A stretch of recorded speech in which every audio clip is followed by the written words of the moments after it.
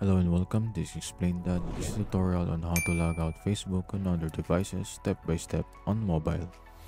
So let's get started.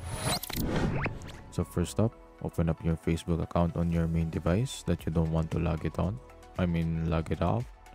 So tap on your profile icon or the three horizontal bars and then tap on the cog settings or the cog icon. Scroll down until you see the Your Information section. And then tap on the activity log. In here, you can see the security and login information. You should tap on that.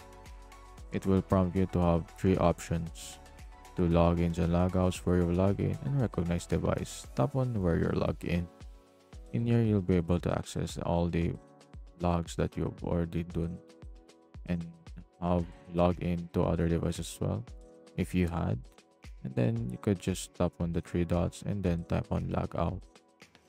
You've already done that, it will be automatically logged out and you will need to re-enter the password again to the specific device that you've already logged out on. That's about it. They explained that, and that's how to log out Facebook on other devices step by step on mobile. If you found this video helpful, be sure to hit that like button, subscribe to our channel, and share it with your friends by notifying that bell as well. As always, stay tuned for more tech tutorials on Explain That.